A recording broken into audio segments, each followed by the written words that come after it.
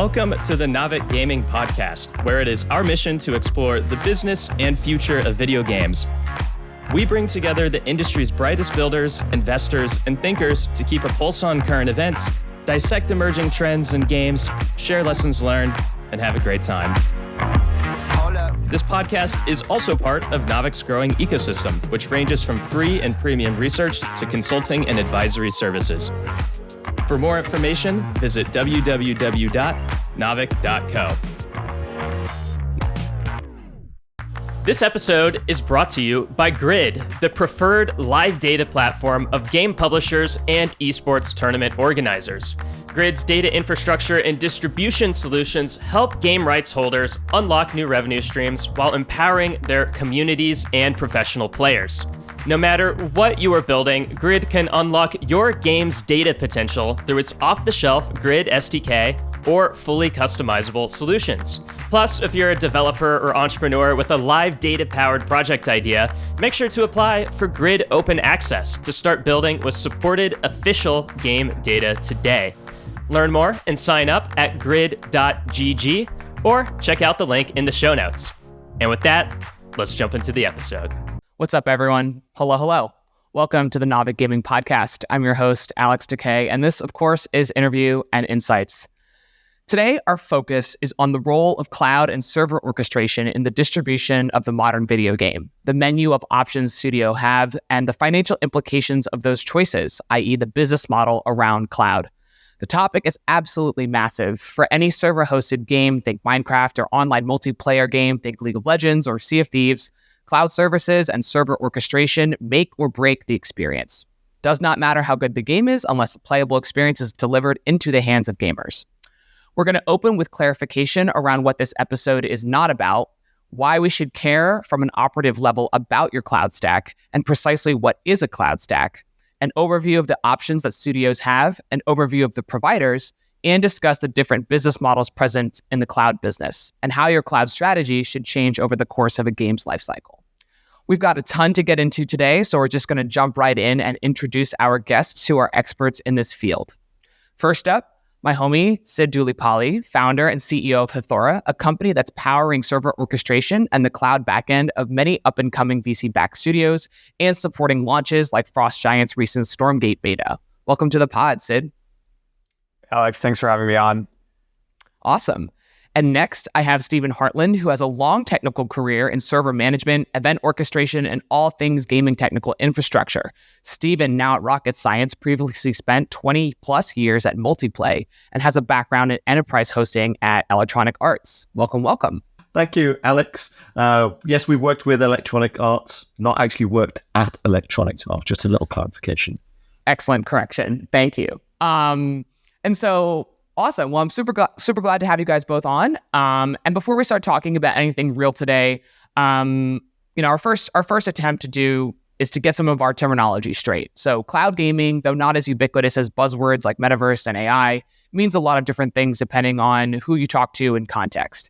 And today, as our title indicates, we're here to talk about the business of cloud in gaming, not cloud gaming. Cloud gaming being things like NVIDIA GeForce or Google Stadia, rest in peace. And so, Steven, for our audience, I would love for you to kick us off. Do you mind describing what cloud gaming is as to make it distinctive from what we're actually going to talk about today? Yeah, so cloud gaming, as you kind of articulated there is a lot of misnomer around it. You know, what we're talking about here today is how do you get your infrastructure up and running? How do you scale those virtual AstroTurf environments up to ensure that your gamers, your customers at the end of the day have that space to go and play. And that takes a number of different forms. It can have the core service is infrastructure side of things. So think matchmaker, think identity, the ability to just log on, the ability to search for matches, or it could be that virtual AstroTurf, that big scale piece where you're playing in an Apex Legends match or you're playing in League of Legends, that individual instance where you are logged on and you are collaborating with others in that space and attached to a specific piece of compute. Got it. Okay.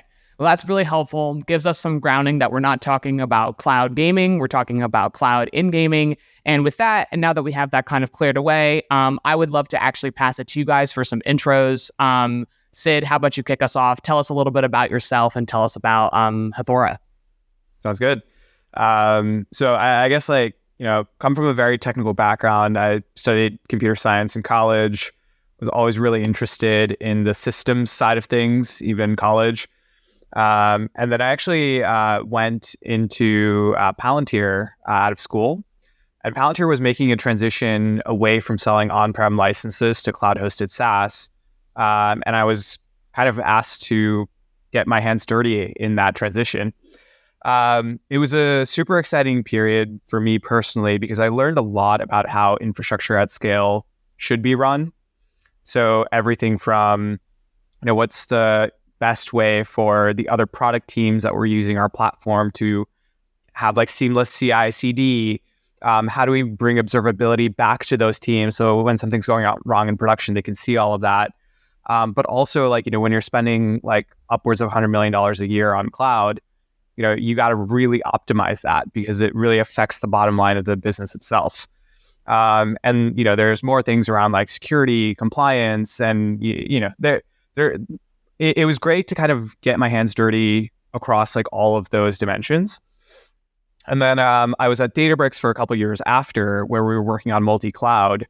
So Databricks as a platform was available on GCP and Azure before I joined, but they just signed a deal with Google as well. And my team was basically tasked with the responsibility of like, hey, can we build a cloud abstraction layer so our internal product teams don't have to rebuild the same thing 3 times over, but rather they're building against this platform that you guys are building. And then you guys are responsible for making that platform work across all 3 clouds, right? And then from there, I actually got into gaming because my co-founder was the one, we've been friends since college, but he got into programming in the first place because he wanted to build games and then kind of got really deep into building multiplayer games. And he identified this gap in infrastructure when it comes to like building games at scale and being able to provide it to a global audience. What he observed was, a lot of game studios have excellent talent when it comes to finding the fun, which makes sense because that's what studios are meant to do. But when it comes to all of the supporting set of services behind that, it's, with game launches going not as well, it's kind of apparent sometimes. But we wanted to kind of bring a platform to the gaming industry that made, launches seamless, developers focused more on finding the fun, and then ultimately leading to better player experience. So today, Hathora works with a lot of really exciting up-and-coming studios. Can't name all of them yet, but we're excited for some launches coming up. And once the game is out, we'd be happy to talk about that. But as a product, we have servers in 12 different regions, and we take the studio-built games, and then we have it deployed everywhere. And then when you have players in a certain region of the world, you hit our API, and we start that instance for you. Awesome. That's us in a nutshell. Awesome. Nice. Very nice. Steven, what about you? So, I've actually got a little bit of a similar background to Sid. Started at university, computer science degree with management. Originally came out of university and did a stint in the content management space. So I worked with a bunch of people about scaling infrastructure, scaling databases, backend services. Back in that day, it was all Oracle databases and things like that. But always was a massive gamer. Loved playing games. Unreal Tournament 99 was my original game that really got me into the kind of the competitive scene and attending LANs. And off the back of that attending LANs, I bumped into a company called Multiplay in the UK, and they were one of the biggest LAN providers, still a fairly small company at that particular point in time. And to cut a little bit of a long story short, I built some technology that allowed that team to run their LAN infrastructure both from the competitive side, but also game server scaling, right? So had the ability to scale up servers on demand for Counter-Strike, for Doom, for Quake, for Unreal Tournament. And that infrastructure solution that we ran the events on became really popular at the events. And the customers were asking, well, why don't you do that online? So we spun that off. We created a solution that was very much a B2C solution back in the day. And that gained, again, more traction in the industry. We got noticed by people like Electronic Arts and supported them with commercial instances as well as the B2C side of things. So we built that business up, continued to build that business up. That was acquired a couple of times over, once by Game Digital, and then a little bit after that by Unity. I worked with Unity for 6 or so years, continuing to build that out. And that multiplayer product was one of the first game server scalers, game server orchestrators on the market. And we've had some great success with that technology. So essentially, I was the CTO of that business for quite a few years. And our big kind of kickoff success was Titanfall 2. That we built that out across multiple different cloud providers, and then a smash hit successes with Apex Legends. After I left Unity, I joined the team over at Rocket Science, where we focus on all of the kind of the backend service solutions. So from cloud server gaming, but more on a contractual basis, coming into big publishers, big developers, as well as some smaller developers, people like Gangbeast, we work with them, ensuring that they've got that back-end knowledge, that back-end experience to create those seamless experiences online. All right. Well, from those intros, I am super lucky and privileged to be surrounded by people who have such deep technical expertise in this field. And so I'm really excited because we're going to get really comfortable with a lot of things that are pretty complicated. And so we did a little bit of definition bingo with what cloud gaming is. Steven, thank you for that. And we're going to keep playing this game. And Steven, I'm going to lean on you here again. There are 3 terms that I want to get some clarification on because I think it will help contextualize for our audience some of the things that we talk about later on. And these are 3 things: utility computing, grid computing, and edge computing. Steven, do you mind kind of describing what each of those 3 things are for our audience so that we can get those terminologies straight and so that we have context for how we use them later on throughout the episode? Sure. So grid computing really is about bringing disparate infrastructure together, a bunch of computing resources that are spread over different geographical locations typically, to achieve a single task. So you're combining multiple compute units all to achieve that single specific thing. It's not multiple disparate tasks, it's a single specific task. In comparison, your utility computing is more akin to what cloud is typically understood as today. So that's provisioning specific pieces or specific blocks of computing resources to specific clients to achieve an on-demand basis requirement. And finally, that kind of edge computing component is about bringing that geographically close to the user.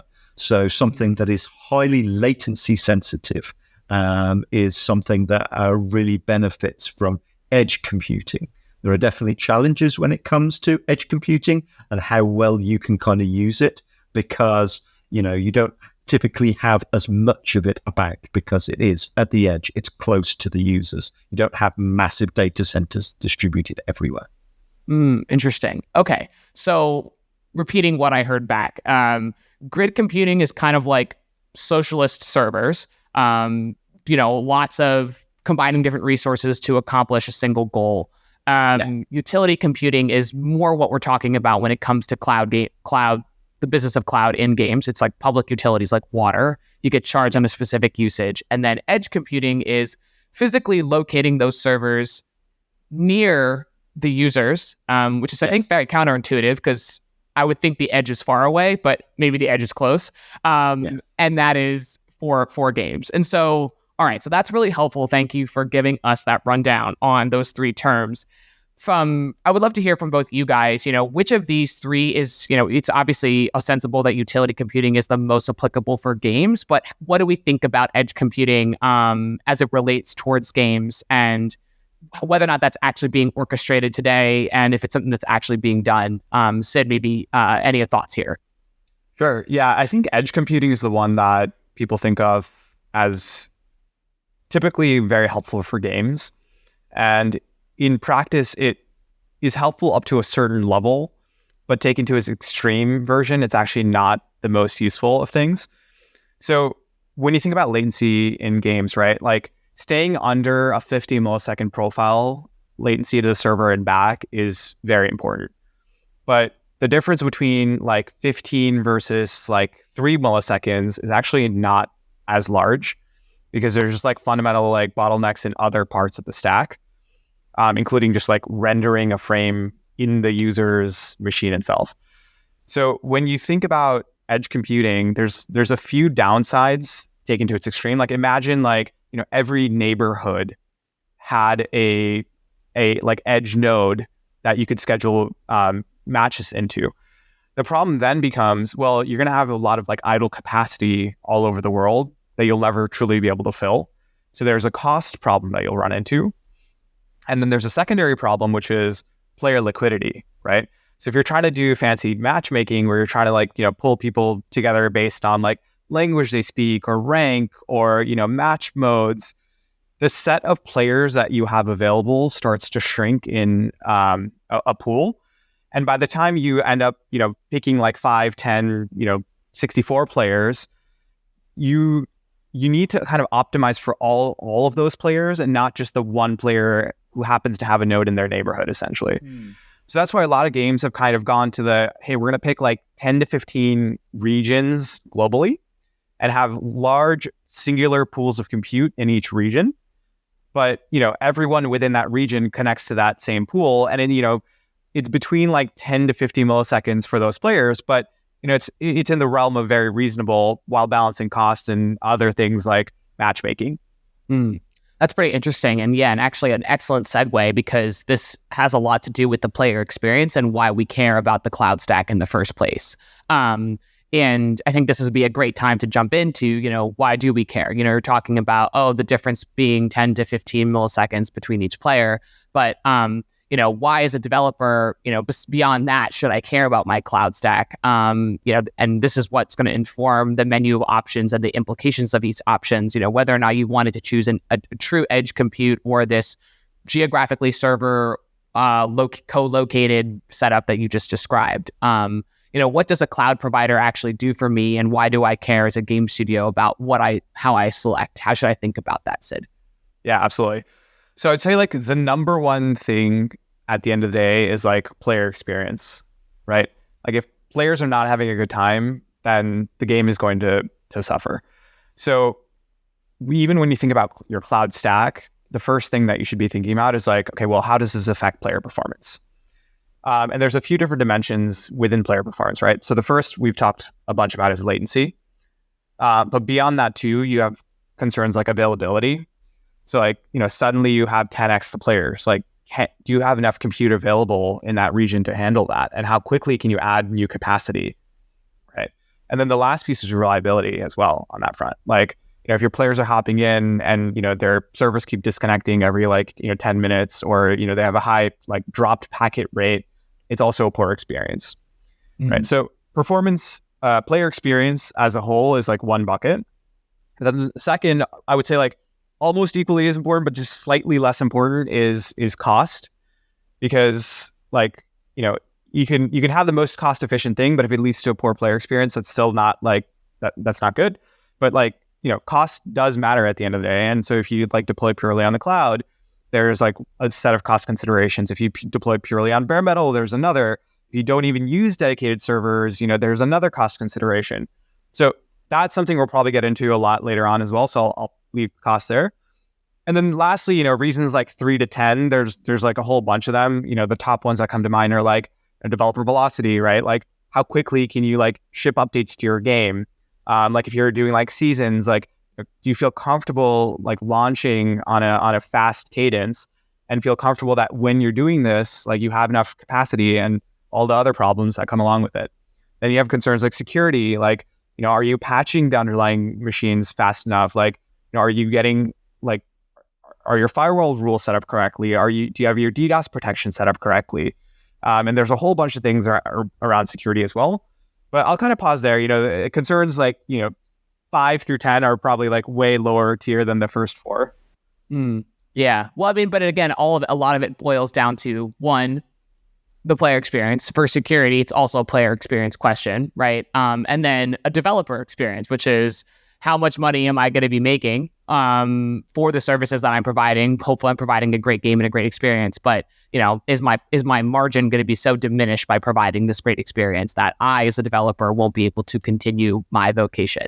And that's actually some really helpful grounding around security, latency, reliability, availability, as you said, Sid. And Steven, I know that you have experience working on some pretty big titles at like the hyperscaler level, like you said, in Titanfall and Apex Legends.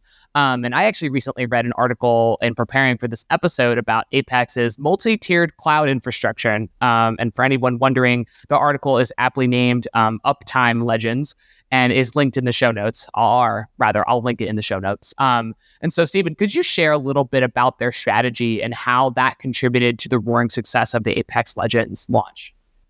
Yeah, so as Sid articulated really well there, consistency and player experience are utterly key, right? But not only that, the ability to scale to the demand, again, as mentioned. And one of the problems there is people will hear the word cloud and, they'll assume cloud is infinite, right? You can just keep requesting more and more and more cloud. That's actually not the case, right? When you're at that higher tiers, at that larger scales, you actually need to be collaborating with your cloud providers to ensure that there is going to be enough capacity. So one of the ways that, you can reduce the risk essentially to you and to your players is to ensure that you've got this kind of tiered solution. And that was what we built over at Multiplay, which was what we called it was a hybrid solution. So we had the ability to select regions, as Sid articulated earlier, but where did that capacity for those regions come from? And our initial piece, talking back to the cost element, was coming from bare metal capacity. So that's like layer 1, tier 1's worth of capacity. But that takes a long time to provision. It's on a monthly cadence in terms of renewal. So you don't want to buy too much of it. You don't know when you launch a game, are you going to be wildly successful, mediumly successful, or underperform? So there's a risk in terms of the cost to your business there. And the next tier is your primary cloud provider. Now that might be from a cost perspective, you might have a deal with one of the major cloud providers. You might have commitments with one of the major cloud providers where you get you have to say that you're going to use a specific amount of compute. It's going to cost X, but you have to guarantee that you're going to lose it. And if you don't use it, then you lose it. You still have to pay for it.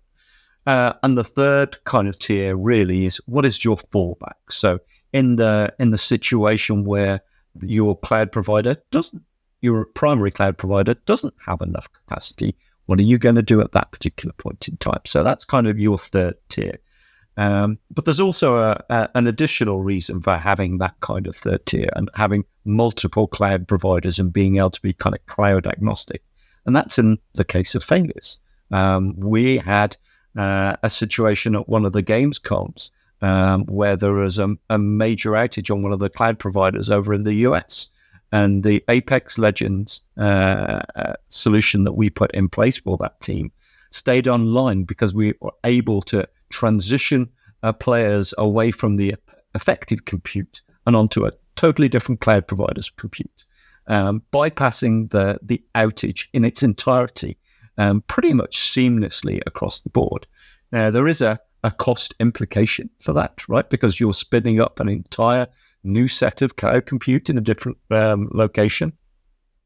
But in terms of the impact to your players, you're minimizing that impact to your players. So again, as Sid kind of mentioned there, there's a balancing act that the developer and is doing between experience and cost.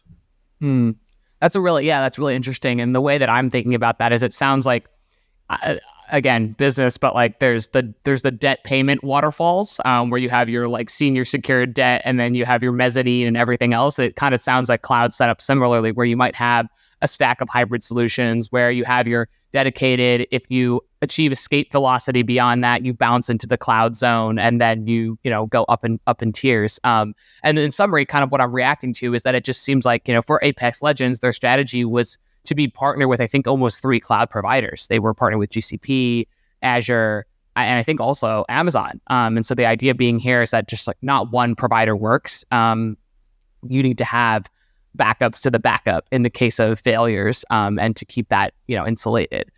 So thank you for sharing a little bit about that experience. And, again, Apex is obviously one of the biggest multiplayer games, and a lot of why it's been so successful is because its launch was successful. Players were able to access the experience and continue to play every day since it's launched. One of the big challenges there, just to jump in for a second, was, how do we test that? How do we get it to that state where we knew it was going to be successful? So that multiplayer architecture that we built out that supported that game launch was tested to millions of concurrents in very short amounts of time. I'm sure there's a video knocking around on the internet somewhere of us showing the figures. So, it was up into the multiple millions within 15 minutes worth of capacity. So that really allowed us to give that seamless experience to the users. One of the things that a developer always kind of wants is a boring launch from the infrastructure. Yeah, definitely a boring launch. Sounds good. Sounds really good.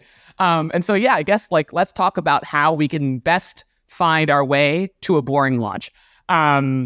In talking about the cloud stack and the overview of options. And we all know the phrase build or buy, and I would assume there's a lot of gray, though, in between here.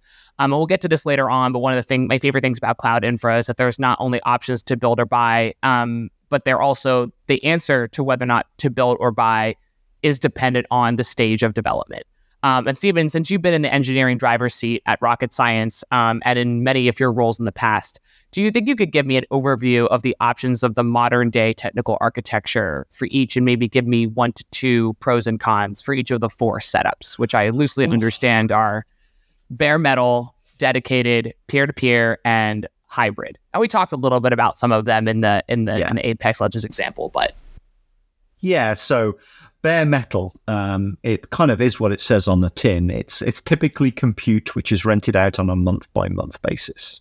The benefit of that, the real big benefit of that, is it typically comes with a large chunk of free, essentially, bandwidth, right? Games are bandwidth hungry, right? They are not like a website where, you can ship tens of thousands of page impressions in a really small amount of bandwidth.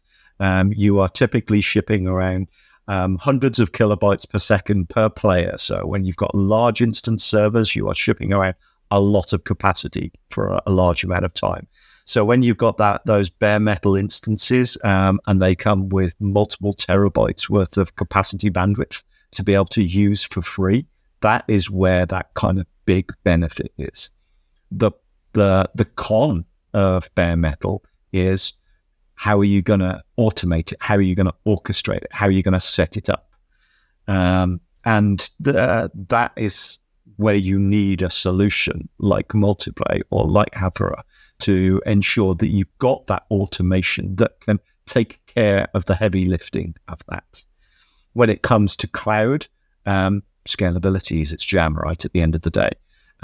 It has the ability to burst and create lots and lots of capacity. You can make the wrong decision in terms of a specific instance size and adjust it really quickly. Typically spin it down, spin it up within minutes, if not seconds, depending on what you're doing there.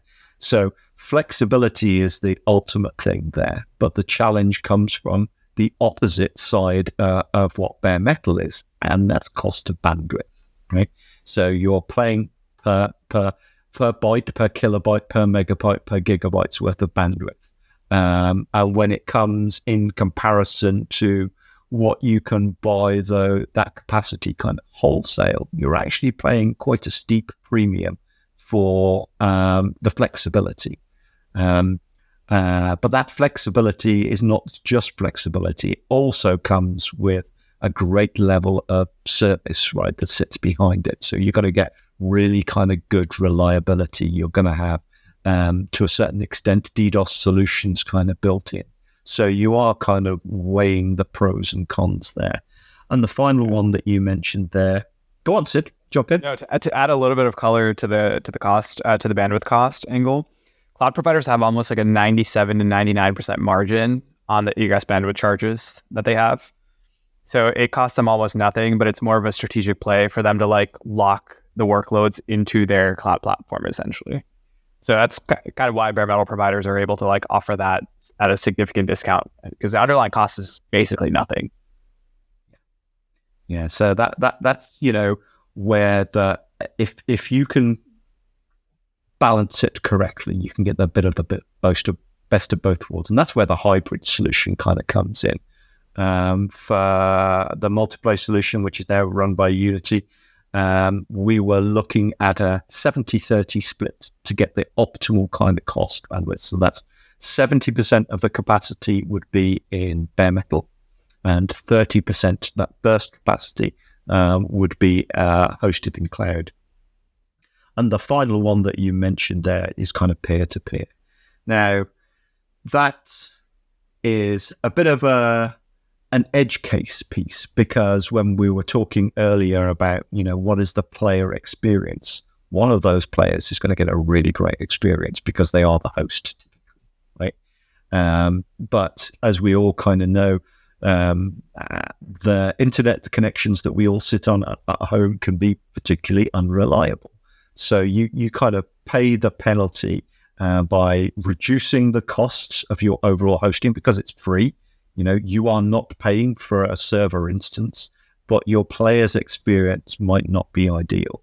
And that comes in a number of different forms. The first one being latency. You will get what's known as a host advantage for the player that is hosting that server instance and everybody else is connecting in. But also from that is, if it disconnects, everybody is going to fall down unless you've got host migration built in, and then you're adding complexity. So when we mentioned, what is the developer experience? What is the how much effort is it to build these solutions? It starts off simple, but adds in complexity when you have to think about things like host migration. And the one kind of final piece that sits between all of those is when you've got something where you need the security or the confidence that somebody can't change the game experience. So if you've got a competition server, as an example, a competition server where you want to ensure that there's not an aimbot running, and I say ensure, that's a really hard thing to do. But you, with a dedicated server, you have additional control over what you will let do. So the server can say no to a player traveling at 1,000,000 miles an hour across the pitch and appearing over there because it can do validation against it. Sid, anything else to add on those kind of points? No, I think you hit the nail on the head. I would just kind of frame it as maybe two different axes though, right? One is like the netcode axis, which is like peer-to-peer or relay or deterministic lockstep or server authoritative. And then the other dimension is if you need servers, then, the spectrum of like bare metal all the way through pure cloud. I see. And there's some overlap there between the two, but really they're kind of two spectrums. And the decision that you take on the netcode kind of impacts some of the options that you have available on the hosting side. Absolutely. I see. Yeah. And maybe that's actually very helpful framing there, because I think what's also, coming from the gaming perspective, what types of games use peer-to-peer relay servers versus, like you just talked about, and obviously I would believe that in a competitive game, the competition server you need the competition server because you don't want someone to be able to play Jhin and have infinite ultimate, right? Like in League or something like that. And so, Sid, maybe I'll lean to you on this, but can you help distinguish which games, what types of games and genres use each of those options most frequently? And maybe also throw in there a little bit of a curveball on talking about when, games like Minecraft that, where players host a server. Where does that come from? Where did they get it? And are they player servers in the sense that you were talking about, Steven, where the machine is the host? Sorry, the host machine is the host, or they're contracting with another cloud or server provider. Yeah, for sure. So peer-to-peer was extremely popular in the 90s, just because like hosting servers was just ridiculously expensive back then. So if you look at the original Halo game, right? Halo CE, like you would spin it up, you would host a match, and like players would connect to your server. So the definition of peer-to-peer kind of evolves over time, but ultimately what it means is there's no dedicated server somewhere hosted by the game developer, right? And so within peer-to-peer, you can have like relay servers that kind of pass the packets forward. Things like Steam Relay or Photon Fusion are great examples of that. Or you can have player-hosted servers. Like Minecraft is a great example of this, where I can go run Minecraft anywhere in the world. Like it could be on my laptop. It could be I could pay a service like Nitrado to run my player-hosted server. But at the end of the day, everyone's connected to like a server somewhere. And then you have the more like dedicated, like, hey, I'm the studio and I'm going to be responsible for the network experience and the player and the computer experience as well. And so even within that, there's like a spectrum, right? You take a game like StarCraft 2, for example, right? StarCraft 2 uses what's called deterministic lockstep, which basically is a set of actions that the player is taking will get relayed to a central server. And that server will filter out actions that it thinks are like cheating and then re-emit the actions that it thinks are staying back to all the players. Right. So it's closer to the peer-to-peer, but like a little further along in like the anti-cheat and like, some more like credibility of the actions being taken, essentially authenticity of the actions. Yeah, there's validation, isn't there, Sid? Exactly. It's validation. Yeah. And then, you have your pure like dedicated server options, and most modern super successful multiplayer titles all do that, including, Halo today to League of Legends to Fortnite. And in that model, what's actually happening behind the scenes is every player is sending their actions to the server 60 times a second. And then the server basically compiles all those actions, does the physics simulation, and then it re-emits whatever relevant state to a specific player back to that player.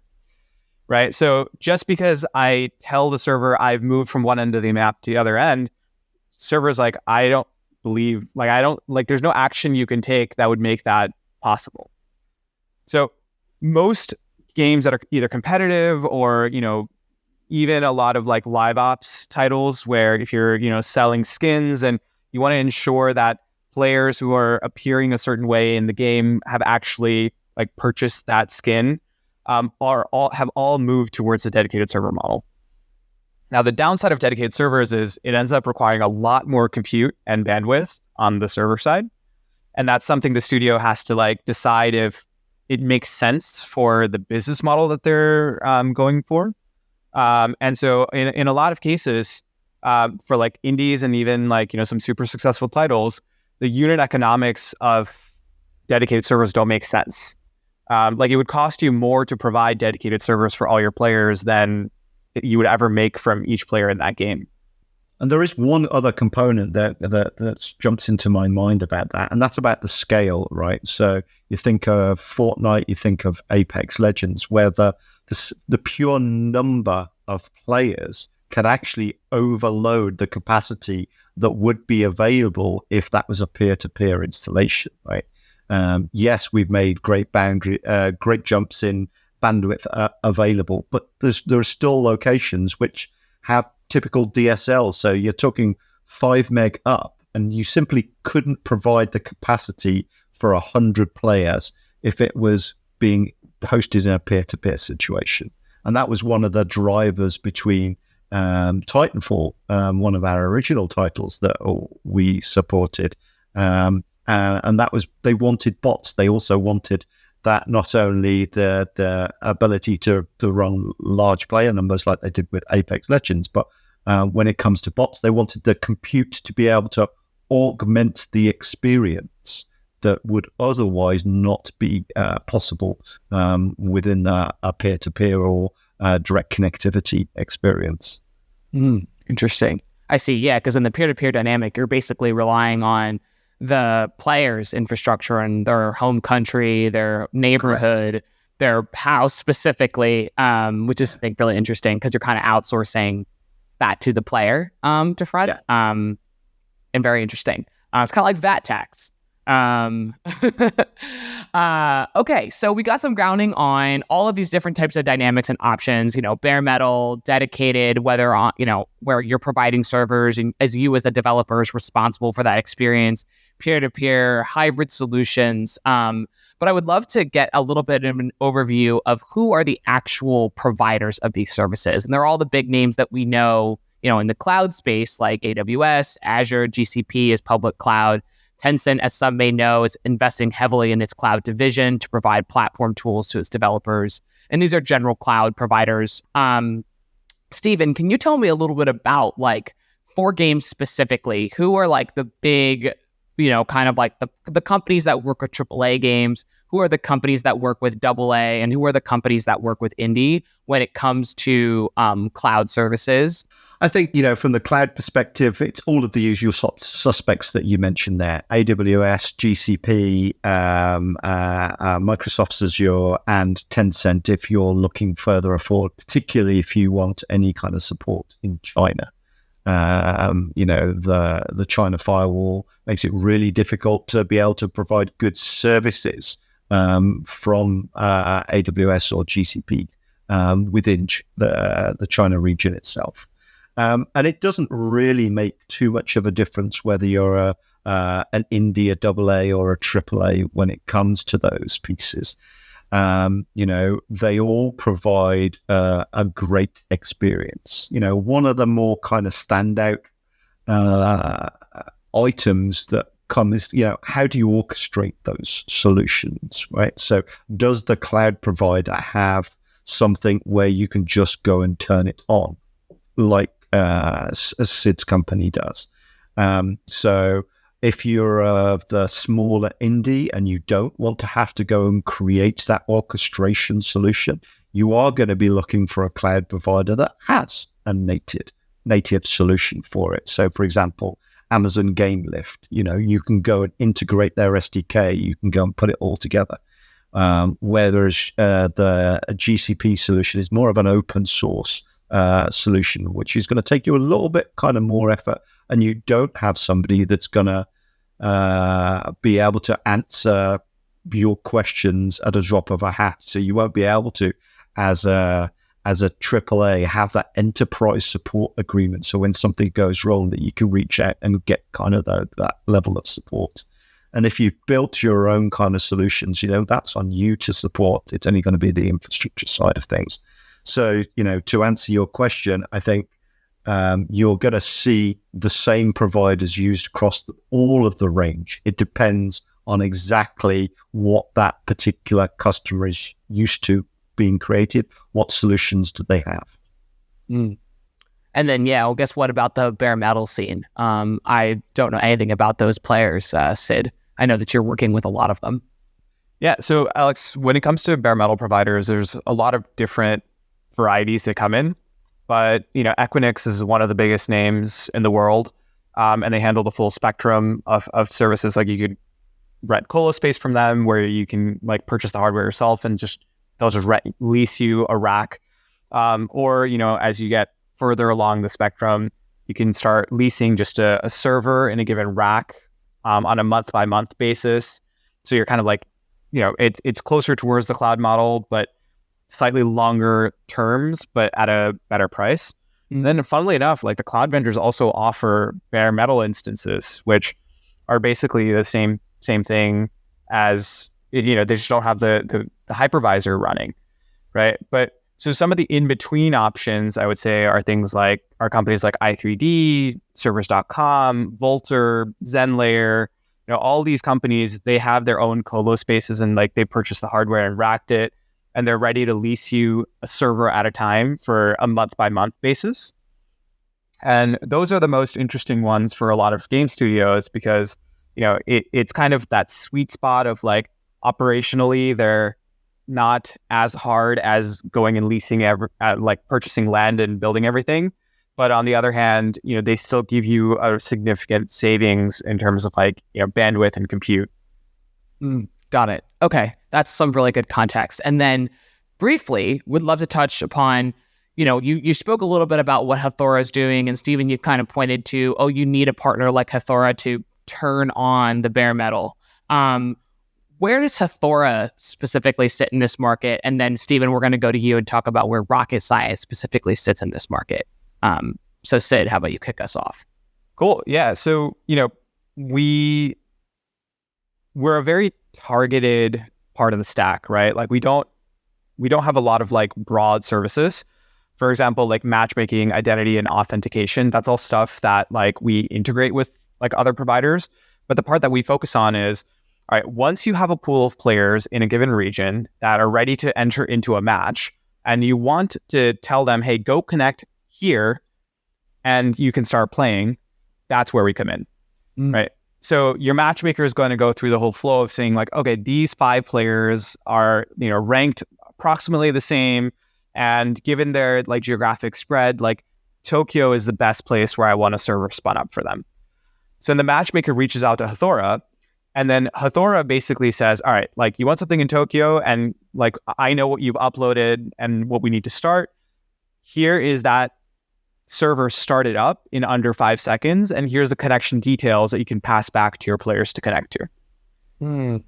Right. So that's like the rough flow of activity. But when it comes to like behind the scenes, like what's the magic that's actually happening, there's a lot of concerns around like, all right, well, where do we schedule this game, right? Like, is it on bare metal? Is it on cloud? Like, do we have enough cloud instances? Do we need to scale up more cloud instances?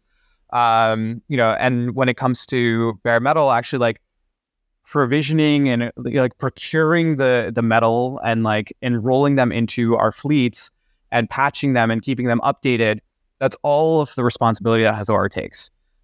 So to our customers or our, the game studios or the developers at those studios, it's this super seamless experience where all they're doing is they're uploading their build over to us, telling us, okay, this is the rough like percentage split of bare metal versus cloud that I want, and then integrating their matchmaker into Hathora. And suddenly, they get all of the player experience benefits that we've been talking about, and the cost benefits of running this like hybrid environment. Interesting. Okay, got it. So you're kind of like almost like a little bit of a middleman between some of the cloud service providers, where as a studio would work with Hathora, and then Hathora would help them basically get to players in the best way possible, whether that's through a combination of bare metal and cloud, or just cloud only because it's in Tokyo or something like that. Is that summarily kind of accurate? Yeah, it's pretty close. All right. The word I'd use for it, Alex, is orchestration solution, right? They're taking all of the complexity at the lower level, bringing it up and providing that nice level of SDK abstraction to be able to just request a capacity where it is needed. What do we do over at Rocket Science? We're more around custom solutions than what Sid does over at Hathora. So if you think about publishing platforms, which has got all of the components from identity to economy to matchmaking, that's where Rocket Science really kind of specializes. We'll come in, we'll help build some of these kind of custom infrastructure components in a way that we know will scale to the ultimate demands of a game. And one of those kind of those that you only ever get that one attempt at a game launch, right? You don't want a solution which is going to have any problems at launch. We mentioned boring launches. And that's kind of where rocket science comes in. But we're actually a company that has got two components to it. So rocket science has two sister companies, so to speak, underneath it, which Terminal Velocity is the one I've just articulated around publishing platform backend services, whereas Atomic Theory actually sits to the other side. So that's more about UI, UX, in-game components, being able to work with the Unities and the Unreal engines to create these game experiences. So that's where we sit. Very cool. Okay, got it. So Hathora is like for people who want to do general stuff, and rocket science is maybe for people who want to get a little bit more particular or a little bit more specific, and you guys kind of would work alongside and be that kind of back-end team partner for another game studio. Yeah, absolutely. Awesome.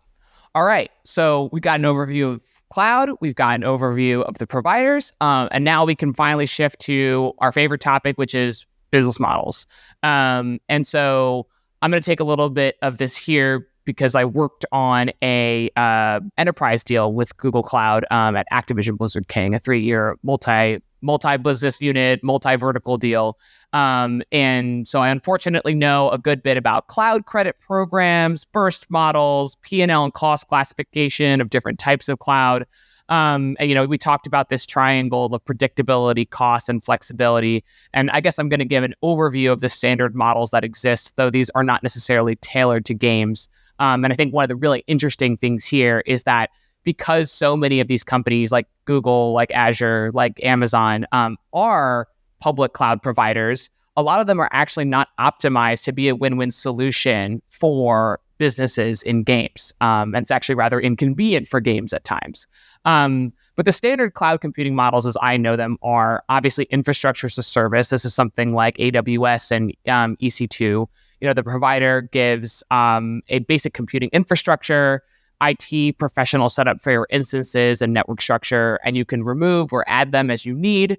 The benefits are obviously better security, network, electric system reliability. And the cons are, though, that you need a skilled IT staff, and they aren't your servers, but you have to act as if they are. Then there's platform as a service, which is something like Amazon Elastic Beanstalk, which is the computing platform is provided for me. My company is responsible only for the application software running on that platform. And the benefits are that you don't have to set up your own network or config or your own computers, and you have much less need for an actual on-hand IT staff, but you don't have access to many of the operating systems involved. So I guess to me, it's maybe more like black box-ish. Then there's serverless, which is I don't have any virtual computer instances. I just have the functions that I want to execute. I pay for the compute time that I consume. And the cons for this is that it's not really very good for anything with strict real-time requirements. So games probably don't use this, obviously, because we just talked a bunch about having servers. And then there is the software as a service model, which is the companies providing software to people as a service. Obviously, this is something like Google Docs, but probably pretty self-explanatory and probably should skip this. So putting it all together here, Steven, you pointed out at the very beginning of this episode, there is this chicken and the egg problem. If I'm a game developer, I don't know how successful my game is going to be. I don't know if it's going to be a hit. I don't know if it's going to underperform. So can you tell me a little bit about which of these business models I should prefer and when should I prefer them? Exactly. It does depend. But if we were to focus in on the scaling of that virtual AstroTurf, where we've talked about quite a bit in this episode, the key one is being able to control your costs. It doesn't matter whether you're an indie developer or an EA running Apex Legends. You need to know at the end of the day that you're going to be profitable in the solution. So understanding your costs is the key piece. Now, if you are on a very, very small scale and maybe you're just currently developing your game, being able to spin up a cloud instance for 5-10 minutes to run a test and then turning off is likely to be one of the most cost-effective solutions. but it only stays cost effective when you're only using it for a small portion of a running day, for example. Now, we mentioned earlier around the 70-30 split, and that's, when you are using compute consistently over time, you want to be committing to that compute, because you can reduce your overall costs. Now, there's a couple of different ways that you can do that. One with bare metal, where you're committing to a month-by-month instance, or even in compute, there are committed usage models within that. At the end of the day, it is that kind of balancing thing that you need to do. You need to understand what you're using for it, how much of it you're going to be using, and what time period of it that you're going to be using. So if you've got your game spikes up to 100,000 players at night, but it only stays there for 2 hours, and then it's back down to 50,000, well, that doesn't make sense to put in a large amount of bare metal to cover that, because that bare metal you're going to be paying for 24/7, 365, or 24/7 for the month, right? Yeah. You just use that to burst. Yeah. You use cloud to burst. Yeah. Yeah, exactly. So you do want to look at that overall profile of when you need those resources. But similarly, the other complicating factors, like shipping your updates. Now, one of the components of the orchestration system, similar to Hathora, is going to be that distribution of those images. So you're not just talking about the compute running it, you're talking about the network bandwidth, you're talking about the disk storage, you're talking about shipping your game title to each of those instances and being able to maintain the updates as well. Yeah, I think one of the things that I think is pretty interesting is, you're talking about, bare metal kind of being that first line of defense. And I think one of the other interesting things, this kind of folds more into the how profitable a game's P&L appears, is that CapEx dedicated servers, right, are typically considered below the gross profit line, whereas cloud fees are in COGS. So they directly impact your margins. And so as a game evolves to becoming a little bit more stable, consistent, you talked about that 50K of concurrence spiking sometimes to 100K of concurrence. Once you have that reliable data, a lot of times the strategy would be to shift off cloud to a dedicated server model so that you can put that stuff in CapEx, increase your margins to float a better stock price, et cetera, because that stuff matters to the street. And all cloud costs are considered variable. And so I think this is actually something that's pretty interesting, because at the beginning of a game's journey, variable costs are probably the best because you do not know which you are going to need. However, if you're Overwatch, League of Legends, Apex 3 years out from launch, now you have a very consistent, reliable MAU or DAU that's predictable. You'd shift off cloud and you'd move into CapEx to improve, basically P&L health. So I think that that's actually really interesting, and that's why I love cloud, because it's a very cool touch and go between finance, business, and technical infrastructure. No, it's really funny what you're saying and how much it resonates with our journey at Hathora. So when we actually first started the company, we wanted to be the serverless platform for these multiplayer games. Right, and existing options like AWS Lambda or Google Cloud Functions, like you were mentioning, they have limitations that don't make them great for gaming. And while from a technology perspective, we were able to solve all of the problems, and studios loved it while they were in development, there was a major set of concerns that started coming up right around launch time. Right, and a lot of that comes down to a lot of these serverless options are extremely high unit costs, right? If you look at how AWS Lambda is priced compared to how EC2, the underlying EC2 equivalent of that is, you're paying almost 8 times more per vCPU hour if you're actually exhausting that node consistently, right? The advantage of serverless is if it's bursty, great. Someone else is taking on the risk of the unutilized compute essentially, but someone has to pay for that somewhere, right? And so when we started talking to studios about launch day volume and then, starting to put together estimates on our serverless offering, they're like, oh my God, that's so expensive. And we're like, okay, well, what if we shift to this more like standard, like compute, reserved compute model? And everyone felt happier in that model. We felt happier as a business because we knew we had a more predictable amount of compute that we have to spin up, and we weren't taking on any of the risk of underutilized instances. And because we weren't taking that risk on, we were able to fairly price the product to our own customers. But imagine a world where we didn't know, and we spun up 100,000 instances anticipating a big launch, but it underperforms and we only get paid a fraction of that, right? That's the scary situation for us that we need to protect it. We needed to protect against. And so to do that, you basically overcharge for what you're offering, essentially.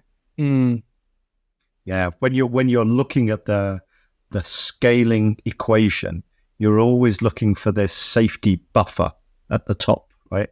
If I've got 10,000 players online, I want capacity for 11,000 players, right? Or 10,000, 20,000 players, depending on the velocity that happens, right?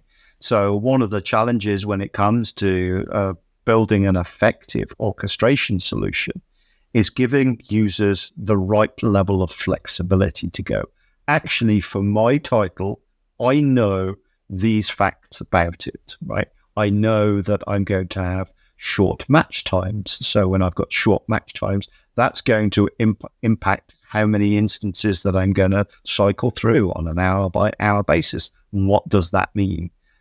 So providing that level of flexibility, both from the technical solve, but also from the business model solve, is really, really crucial.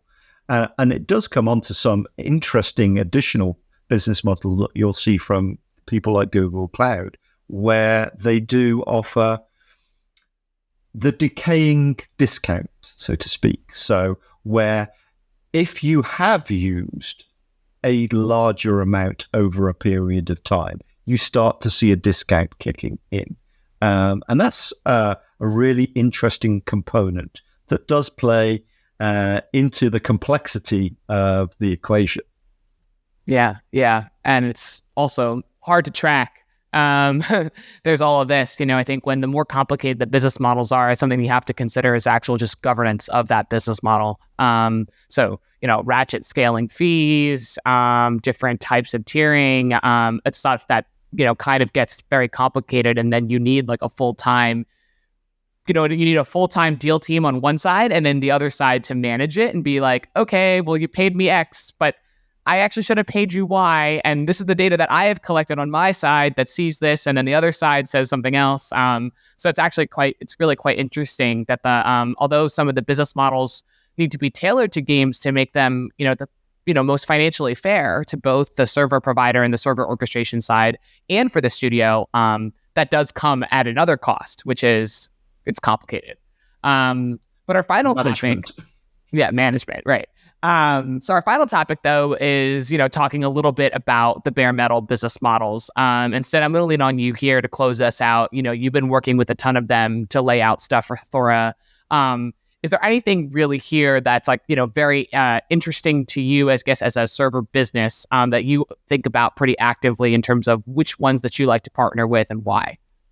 Yeah, for sure. So first and foremost, as a company, we put player experience as the most important thing that we should care about, right? And when you think about bare metal providers, there's a huge spectrum of them, and there's many dimensions of these spectrums as well. But one of the spectrums is how much does their egress bandwidth, or how much do they charge for bandwidth, right? Some providers are like, hey, you buy the compute, you get free unlimited bandwidth. But the subtext there is, the bandwidth is capped to, a 1 gigabit per second uplink, or it's actually, they're just dumping traffic onto the cheapest provider that they could find, and it hops all over the world before actually arriving to your players, or the routers are so poor that it drops half the packets that are coming their way, right? So we've done a crazy amount of benchmarks on network quality, and we've basically have a ranked list of providers that we feel excited working with. And we've only really worked with the top 3 in that list when it comes to like what's actually enrolled today. So network performance is like one aspect. And then there's the other piece, which is like the term length that you're acquiring these leases for, right? So some bare metal providers have actually straight up gone into like competing with cloud vendors, and they're like, you can rent by the second from us, right? Like Equinix acquired a company called Packet and launched this offering called Equinix Metal. And you can hit an API and be like, hey, launch me an instance in this region and start billing me by the second. And if I don't need it 2 hours later, stop billing me for it. The problem there is the compute costs are almost as high as just launching on AWS or GCP with not a much better savings on bandwidth either. Right. So then on all the way on the other end of the spectrum, you could literally go acquire the land. You could go, build a data center, cooling, power, internet cables. But there's like 2 other like kind of intermediaries between either extreme, right? So one closer towards the like I'm going to do everything myself and I want more CapEx instead of OpEx is the I'm going to rent colo space. What that means is some other company has done the legwork of like building the warehouse and like the server racks themselves. And it's set up such that they have people on hand that if you ship them hardware, the people on hand will go rack them for you. So you will pay Intel, AMD, all your like RAM, storage directly. And you have to pay that up front, unfortunately, whether you get use for that over a 3-5 year depreciation period or not. But what that means is, you can get them, if you do have good sustained use for it, you'll end up saving a crazy amount of money. The challenge with that still is even if you have these like remote hands is what it's called, like actually kind of racking them for you. And if there's any hardware failures, they'll go fix it. You're still on the hook for like managing the software that runs on it, everything from the operating system to like, all the packages, et cetera, et cetera. And it's a lot more operational work. So then the next sweet spot is kind of like the providers that we mostly partner with. And they're the ones Steve has been alluding to as well. The i3Ds, the GeForce, the servers.coms of the world. And what they do is they kind of like go through all the racking. They purchase all the hardware as well. And they say, hey, here's this server. This one costs you $300 a month to rent. And at the end of the month, you can say you don't want it anymore and we'll take it back. But for the period of the whole month, you can't give it back to us. Mm-hmm. And that usually is the most popular. It's the thing everyone thinks of when they hear bare metal nowadays, because most companies have kind of lost the muscle for kind of like racking hardware on their own, essentially. I see. Got it. Okay. So it's very uncommon now for companies to be doing, I'm just thinking of the Silicon Valley episode where they build their own servers and they like bring it in a truck somewhere. No one's doing that anymore, basically, is what you're saying. Very, very few companies are. Okay, got it. Yeah, like obviously the Amazons and the Googles and the Facebooks of the world are, but it's become very hard to compete against those companies for the talent that you need to like build it in-house, from your, how your accounting works, like, you have all these like assets on your books that's not directly tied to the alpha of your business. And there's all these open concerns people have that made cloud a lot more appealing. But there is some like pushback or some like, rethinking of like, hey, is cloud actually giving me the savings that were promised? That's starting to come up again. Yeah, it's definitely a question for sure, because it is expensive, right? And actually, when you were talking about, the all the way to the right, I'm getting a land lease, I'm building the warehouse, I'm racking the racks, I'm putting the servers in there. Heard about it. There's actually a pretty interesting company it's actually a real estate company that's renting out the empty space inside office buildings, think elevator shafts, ceiling hedges, right, to hold servers that have like nothing to do with that company's building. So let's just say I'm the Uber office, and Uber office has a bunch of empty space for like air vac, etc. And can you rent space inside of a building to store server racks? So that's kind of like, you mentioned that, and I started thinking about that. Steven, I don't know if you have any final thoughts on bare metal business models. Yeah, and at the end of the day, we did that multiplay, right? We did do the racking and stacking of hardware. We were purchasing Supermicro 1U servers, installing Dell Blade units, installing them. We had great success running Minecraft servers and all of those kind of B2C with that model. Having our own dedicated 10 gig lines here, there, and everywhere. Frankfurt, Amsterdam, London, with all of the peering arrangements that go with it. Sid mentioned you still need a really great networking solution. At the end of the day, you can't be handing it off to the cheapest provider because they will route you badly. They will put you on an oversubscribed network link between 2 points, and that will result in a poor player experience. So yes, there's definitely that real kind of range of equipment, and where the industry sits today, the i3Ds, the servers.com of these worlds, is if you want that level, that's really where you need to be playing. It's a lot more overhead than anybody would imagine to do the thing yourself from the scratch, like we did many years ago. Got it. Well, that's great context, guys. And team, we are out of time, and honestly, I wish we could keep going. This has been super interesting to go over the overview of all the different options across basically getting games in the hands of players in the modern age. Really appreciate you both coming on and sharing this and your expertise with the audience. If anybody wants to get in touch with Hathora or Rocket Science for services, how can they do that? Yeah, they can message me. My email is sid@hathora.dev. Yeah, and from the Rocket Science side, you can contact us on our website, or my email address is steve@rocketscience.gg. Awesome. And guys, so that is our episode. As always, friends, if you've got feedback or ideas, you can hit me up at alexandra@navic.co. I'm always open. And with that, we're out. See you guys next time. Sid and Steven, thanks for coming on. Thank you. Cheers. If you enjoyed today's episode, whether on YouTube or your favorite podcast app, make sure to like, subscribe, comment, or give a 5-star review. And if you want to reach out or provide feedback, shoot us a note at podcast@navic.co or find us on Twitter and LinkedIn. Plus, if you want to learn more about what Navic has to offer, make sure to check out our website, www.navic.co. There, you can sign up for the #1 games industry newsletter, Navic Digest, or contact us to learn about our wide-ranging consulting and advisory services. Again, that is www.navic.co.